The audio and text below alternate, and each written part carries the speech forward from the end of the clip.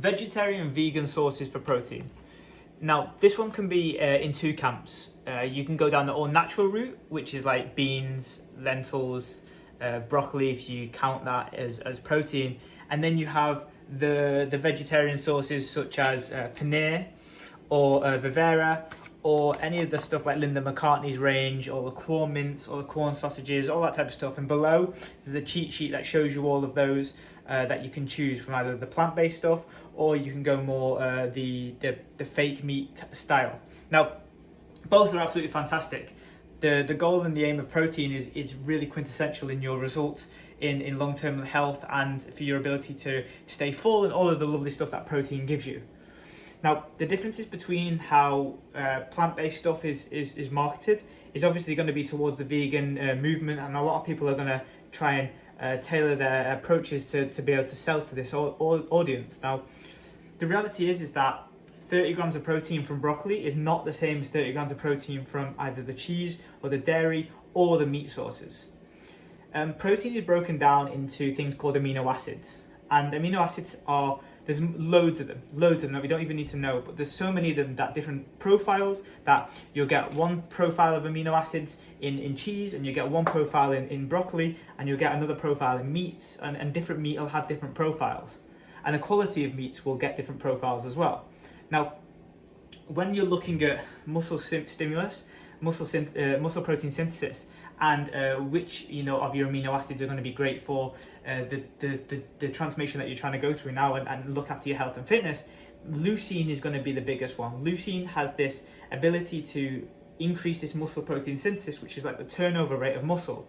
So if you have more leucine, you stimulate it more so that you can either recover better, you can train harder, you can build bigger muscles, and you can get stronger because that recovery rate is great.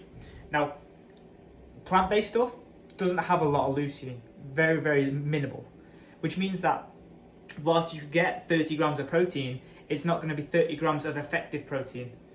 And for the most part, you'll never see many very, very large, very muscular vegan people that have been vegan since very, very early on, that haven't had any supplementation, drug assisted, or had some leucine influence on their dietary adherence. A lot of vegetarians and vegans that I know actually supplement with leucine specifically to ensure that they get that, which you can do as well. Separate video, of course.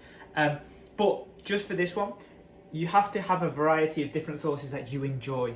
Like, you can have the Linda McCartney's range. If you don't like the soy products, which it's in the debunking myth section, if you think soy is bad, you can go down there and check that one out. But I would implore you to find something that you really like. If you don't like the rubbery taste of some of the corn stuff, then try the paneer, try the Vivera burgers, try Linda McCartney's meatballs, try tofu, try all these different types of things. And if you still don't like those, or they don't fit into your home cooking, because I know a lot of people will go down the route of maybe lentil curries, chickpea curries, use all these type of curry based solutions, which they can use that as well. Now, ideally you would find a few that you really, really like, and you'd rotate them for a while, make some recipes up, and then go again. But like I said, you've got to know what's in your sources. Dairy, which is going to be paneer, has one of the highest rates of concentrate of great protein that has leucine in it. So having sources like that are going to be more beneficial if you're looking to muscle build or to hold on to your muscle in shape and recover better, compared to having just plant-based stuff. The other thing that you need to consider is that for two of them, when dieting, stuff like high calorie dense food like lentils and chickpeas and those type of bean-based stuff, you'll get very, very little quantity for the amount of calories and the amount of protein that you're getting. You will have to eat a lot of calories to get 30 grams of protein, which is not going to be effective when it comes to fat loss or maintaining your weight management, because ultimately calories are king regardless of where they come from. So if you're trying to eat 30 grams of protein from lentils, you're going to need to have 500 to 600 calories of lentils, which is, leaves you with not that many calories for the rest of the day. Let's say if you had 2 portions of that would be 1,200 calories. And for most people, that's going to be like a significant chunk of their day, which you don't want to be spending on just lentils or just 60 grams of protein. So you need to spend them better. or even better, like spend them in a way that's going to contribute to your overall goals, but also the way that you want to eat. If you like protein that comes from lentils and other stuff, then supplement elsewhere that will increase your protein intake. But the density and the quantity and quality of those lentils and those bean-based things will make it really hard to diet with. You want things that are going to be high in volume. There's a video on carbohydrates and volume. It really does transcend into all other macronutrients. Having the volume of things like tofu, corn pieces, paneer, then if you're looking at meat sources, it's like, chicken breast, the egg whites, they're going to be much more voluminous for you, which makes you fuller for longer, which means that you're going to stick to your diet for longer because you're not starving off hunger all of the time, and it's going to be a less of a mental tax on you to be able to get into shape.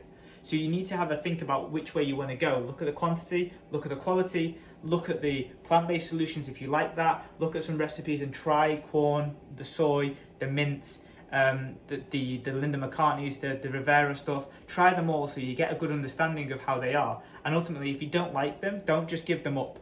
Think about how to make them better. Be a better cook. Because once you find a recipe, and that recipe that works for a lot of different things, you can just change the protein source. You can make a curry that has corn pieces, then the next week can have the paneer, then the week after that can have the Linda McCartney's chopped up chicken pieces, or you can have the Linda McCartney sausages in that sauce, in that recipe, which means that you're going to get the same type of taste every single time, providing that you like that taste.